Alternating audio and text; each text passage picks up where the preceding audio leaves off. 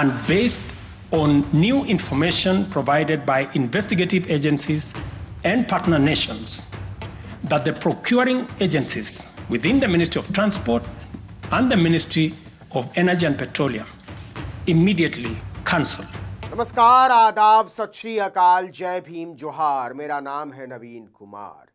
अभी अभी आपने जो देखा वो केन्या के राष्ट्रपति का संसद में दिया हुआ एक भाषण, उसका एक बहुत छोटा सा हिस्सा आपने देखा। यह संसद का खास तौर पर सत्र बुलाया गया था और किस बात के लिए बुलाया गया था कि अमेरिका में जो डेवलपमेंट हुआ है अडानी को लेकर, उसके बाद अब अडानी को कोई हक नहीं है कि केन्या की धरती पर वो कोई कारोबार करे इस तरह का।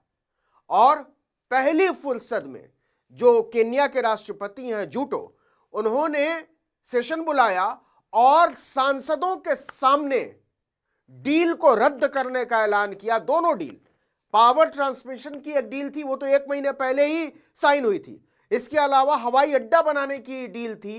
दोनों को कहा कि मैं संविधान से मिली हुई शक्तियों का इस्तेमाल करते हुए अडानी के साथ किए गए दोनों ही सौदे तत्काल प्रभाव से रद्द करता हूं। और इसके बाद आप देखिए कि ये केन्या की बात मैं बता रहा हूं, वहां कितना प्रोएक्टिव अप्रोच है। ये केन्या का सिटीजन टीवी का ट्विटर हैंडल है। इससे आपको भारत की पत्रकारिता की हालत का भी एक अंदाजा मिलेगा मोटा मोटा।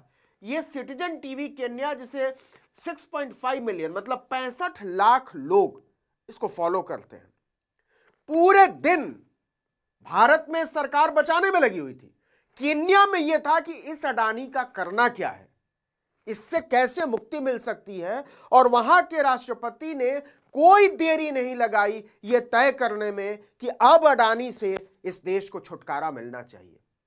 भारत में क्या है, अडानी जो कुछ भी कर रहे हैं, जो भी उनके ऊपर आरोप लग रहे हैं, उससे बचाव में अडानी से पहले सरकार उतर जाती है, भारतीय जनता पार्टी उतर जाती है।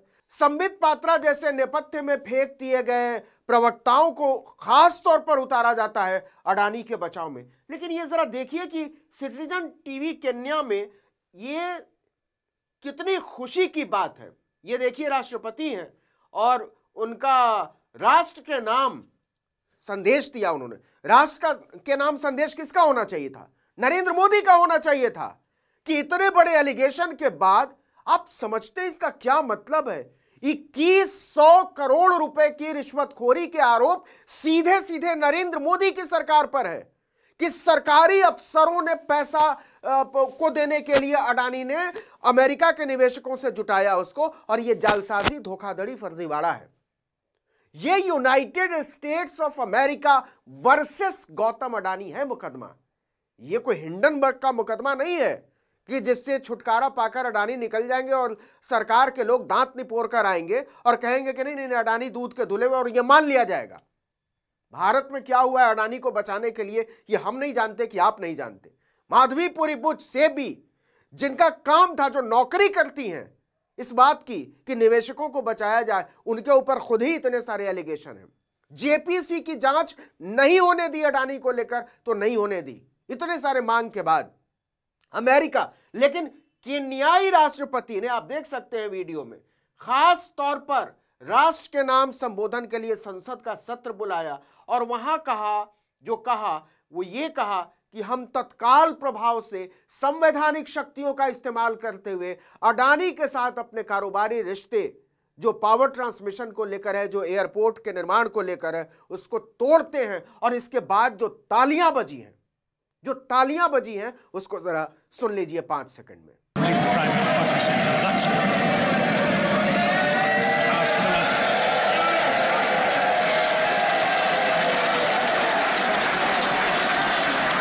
इसके बाद खुशी की लहर दौड़ जाती है पूरे केन्या में।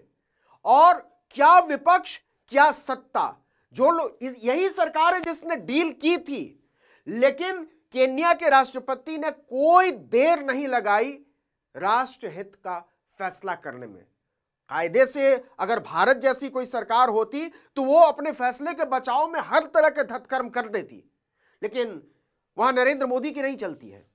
वहां गोदी मीडिया भी नहीं होगा, पूरा उत्सव का माहौल बन जाता। और ऐसा लगता है, और कुछ लोग तो ये कहते हैं, विपक्ष के नेता, आप देख सकते हैं सारे लोग बाहर, सिर्फ एक ही चर्चा केन्या में थी कि अडानी से देश को मुक्ति मिल गई है। ये छवि अडानी की है दुनिया में।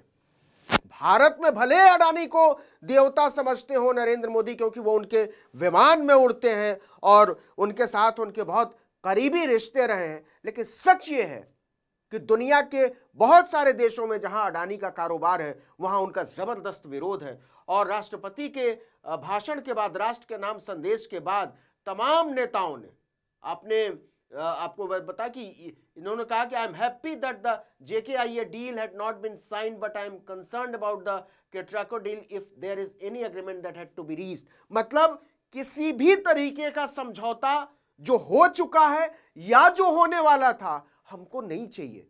केन्या की धरती पर अडानी नहीं चाहिए। एक लाइन में अगर कहें तो खबर यह है कि पूरे देश में उत्सव जैसा माहौल और अडानी से मुक्ति पर जश्न मनाया गया है केन्या में।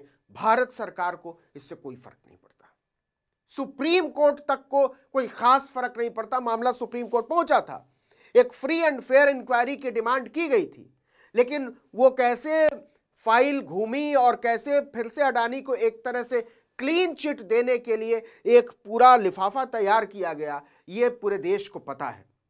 लेकिन एक जो सीधी सी बात मैं आपसे पूछना चाहता हूं वो ये कि आप बताइए कि राष्ट्र के नाम संबोधन केन्या में होना चाहिए था, नैरोबी में होना चाहिए था, या नई दिल्ली में होना चाहिए था? संसद का सत्र इतने बड़े तूफान के बाद दिल्ली में बुलाया जाना चाहिए था या केन्या में बुलाया जाना चाहिए था? सवाल है कि अभी तो श्रीलंका का मामला, श्रीलंका में जो नई सरकार बनी है उसने तो मैनिफेस्टो में लिख दिया था कि हम आएंगे तो अडानी से देश को मुक्ति दिलाएंगे।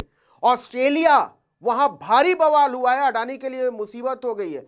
तो ये जो है कि अच्छे दिन आएंगे, वो अडानी को लेकर जो दुनिया भर में राय है, और खासकर केन्या में जिस तरीके की खुशी दिखाई दी सांसदों के चेहरों पर, सामान्य जनों के चेहरों पर, पत्रकारों के चेहरों पर, वहां के जो पब्लिक प्रेशर ग्रुप्स हैं उनके चेहरों पर, उससे साफ लगता है कि अडानी को एक नासूर की तरह, अगर मैं एक सख्त शब्द का इस्तेमाल करूं तो केन्या के लोग अडानी को नासूर की तरह देख रहे थे। और इसलिए जब अडानी से मुक्ति मिली तो संसद से लेकर सड़क तक जश्न का माहौल बन गया।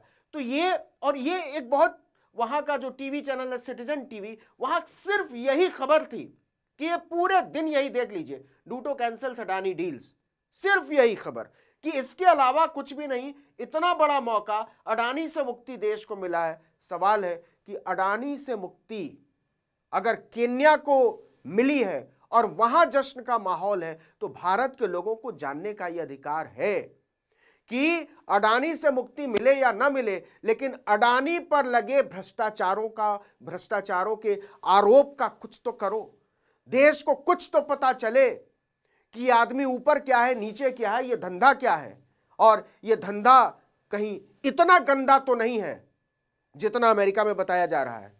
क्यों नहीं प्रधानमंत्री नरेंद्र मोदी को और एनडीए की सरकार को अडानी को लेकर एक श्वेत पत्र लाना चाहिए? क्यों नहीं जेपीसी हो सकती है? क्यों भाग रही है सरकार लगातार? आखिर अडानी ने नरेंद्र मोदी सरकार के ऐसे कौन से राज छुपा रखे हैं कि सरकार पर सीधे सीधे ये आरोप अमेरिकी सरकार के हैं, क्योंकि ये मुकदमा Gautam Adani and others versus United states of America है। मतलब यूनाइटेड स्टेट्स ऑफ अमेरिका ने आधिकारिक तौर पर, लिखित में, न्यायिक तौर पर कहा है कि नरेंद्र मोदी की सरकार भयानक तौर पर एक करप्ट सरकार है। गौतम अडानी ने डील हासिल करने के लिए 2128 करोड़ रुपए की रिश्वत दी है, और हम इसको बर्दाश्त नहीं कर सकते। इस करप्ट प्रैक्टिस की हम जांच करेंगे और निवेशकों को इंसाफ दिलाएंगे। अमेरिका में 25 करोड़ डॉलर की घूसखोरी पर जांच शुरू हो जाती है, अफरा तफरी पर जांच शुरू हो जाती है, घपलेबाजी पर जांच शुरू हो जाती है। केन्या में डील रद्द हो जाती है, दो बड़े विशाल वही सरकार जो 1 महीने पहले डील कर रही थी, वही सरकार राष्ट्र के नाम संबोधन में कहती है कि हमको नहीं चाहिए अडानी इस देश में इस तरीके के करप्ट प्रैक्टिसेस के साथ। लेकिन नरेंद्र मोदी को अडानी लगे बड़ा प्यारा, उनका विमान लगे बड़ा प्यारा, उनका कुनबा लगे बड़ा प्यारा, तो ये प्यारा जो रिश्ता है वो क्या कहलाता है, इस देश के लोगों को और खासकर निवेशकों को जानने का पूरा हक है। नरेंद्र मोदी सरकार इस जिम्मेदारी से भाग नहीं सकती और फिलहाल जो दिखाई दे रहा है कि पूरी ढिठाई के साथ, पूरी निर्लज्जता के साथ नरेंद्र मोदी की सरकार न केवल अडानी पर जवाब देने से भाग रही है बल्कि बेशर्मी के साथ बचाव कर रही है। जो बड़ी लाइन है वो ये कि नैरोबी में अडानी से मुक्ति पर जश्न मनता है और नई दिल्ली में सरकार अडानी का बचाव करती है। तो जरा सोचिएगा ये रिश्ता क्या कहलाता है। इस वीडियो में इतना ही, लेकिन अगर आपने आर्टिकल 19 इंडिया को अब तक सब्सक्राइब नहीं किया है तो फौरन कर लीजिए, बेल आइकॉन दबाइए, घंटी जैसी आकृति, लाइक कीजिए और कमेंट करके बताइए हमारा वीडियो आपको कैसा लगा। हमारा ट्विटर हैंडल है article19_India और मेरा ट्विटर हैंडल है नवीन जर्नलिस्ट। नमस्कार।